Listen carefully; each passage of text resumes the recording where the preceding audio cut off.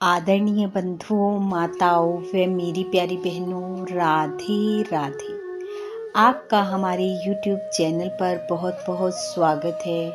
बंधुओं, आज हम इस वीडियो में भोलेनाथ को समर्पित प्रदोष व्रत के पवित्र अवसर पर भोलेनाथ की कथा सुनेंगे, जिसे सुनने सुनाने से भोलेनाथ की कृपा से आयु, बल, आरोग्यता एवं धन वैभव में वृद्धि होती है।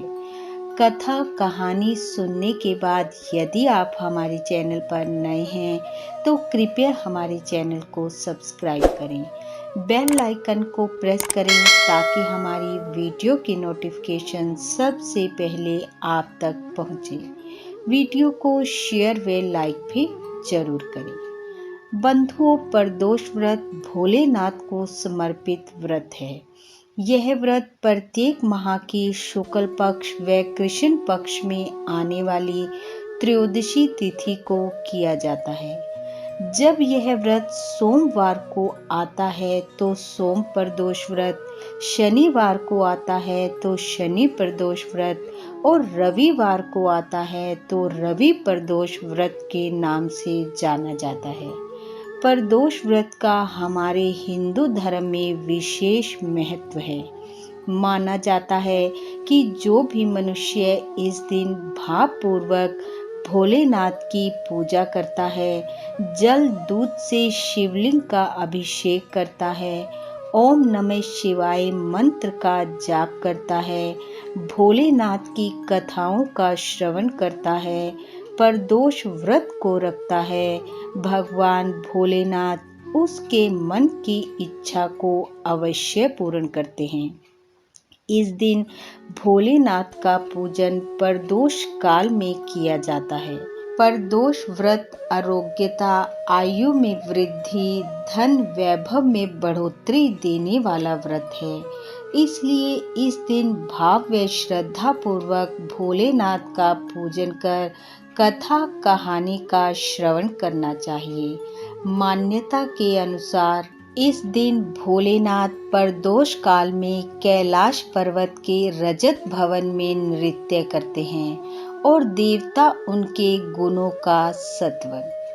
आइए अब सुनते हैं प्रदोष के दिन सुनी जाने वाली भोलेनाथ की कथा। एक समय सर्व प्राणियों के हित के लिए 88,000 शौनकादि ऋषियों ने भागीरथी के तट पर विराजमान व्यास जी के शिष्य सूत जी से पूछा, हे महर्षि, कृपया कर यह बताने का कष्ट करें कि मंगल को देने वाला, कष्ट को हरने वाला, आयु और धन में वृद्धि करने वाले प्रदोष व्रत को सबसे पहले किसने किया और उसे क्या फल प्राप्त हुआ। श्री सूत जी बोले, आप सभी शिव के परम भक्तों में से हैं। आपकी भक्ति को देखकर मैं प्रसन्न मन से व्रती मनुष्य की कथा कहता हूँ, ध्यान से सुनो। प्राचीन काल में एक नगर में एक दीनहीन ब्राह्मण अपनी पत्नी व पुत्र के साथ रहता था। ब्राह्मण की पत्नी शिव भक्त थी। वह सदैव शिव प्रदोष व्रत को किया करती थी। एक दिन ब्राह्मण का पुत्र गंगा स्नान के लिए घर से जाने लगा तो ब्राह्मणी ने भोजन बनाकर एक पोटली में बांधकर अपने पुत्र को दे दिया। दुर्भाग्यवश ब्राह्मण पुत्र को रास्ते में चोरों ने घेर लिया और उसे पकड़कर बोले, जो धन तुम्हारे पास है उसे हमें दे दो। वह बालक बोला, मेरे पास धन नहीं है, मेरे पास तो इस पोटली में माँ का दिया हुआ भोजन है। वह बोले, हम तुम्हें मारेंगे नहीं, छोड़ देंगे, लेकिन तुम अपने पिता के गुप्त धन के बारे में हमें बता दो। बालक दीनहीन होकर बोला, हम अत्यंत दुखी और दीन हैं। मेरे पिता के पास भी धन के नाम पर कुछ नहीं है। चोरों को उसकी बात सुनकर ये महसूस हुआ कि वह वास्तव में सच बोल रहा है। उसे चोर वहीं छोड़कर चले गए।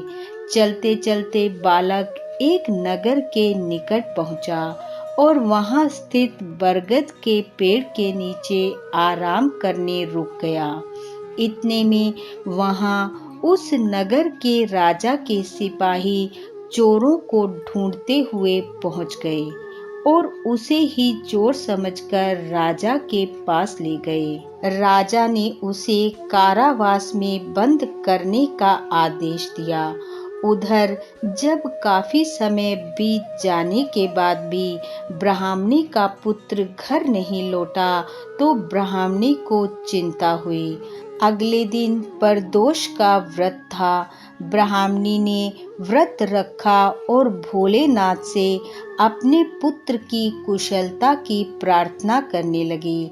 भगवान शंकर ने उसकी प्रार्थना स्वीकार करते हुए उसी रात्रि को राजा को स्वप्न में आदेश दिया कि वह बालक चोर नहीं है, वह निर्दोष है। प्रातःकाल उस बालक को छोड़ देना, नहीं तो मैं तेरे राजपाट को नष्ट कर दूंगा। प्रातःकाल उठने पर राजा को अपने स्वप्न का स्मरण बना रहा। उसने उस बालक को कारावास से मुक्त कर दिया। बालक ने राजा को अपनी सारी बात बताई। राजा ने उसकी बात सुनकर उसके माता पिता को बुलवाया और बहुत सा धन व 5 गांव ब्राह्मण को दान में दिए, जिससे ब्राह्मण अपने परिवार के साथ सुखपूर्वक रहने लगा। अतः जो मनुष्य प्रदोष व्रत को करता है, कथा कहानी को सुनता है, वह भोलेनाथ की कृपा से आयु, आरोग्यता व धन वैभव को भोगता हुआ अंत में शिवलोक को जाता है। बोलो महादेव भगवान की जय। बंधुओं, भगवान भोलेनाथ की कृपा आप व आपके परिवार पर सदैव बनी रहे। आपका घर आंगन खुशियों से महकता रहे। इन्हीं शुभकामनाओं के साथ आप सबका बहुत बहुत धन्यवाद। राधे राधे।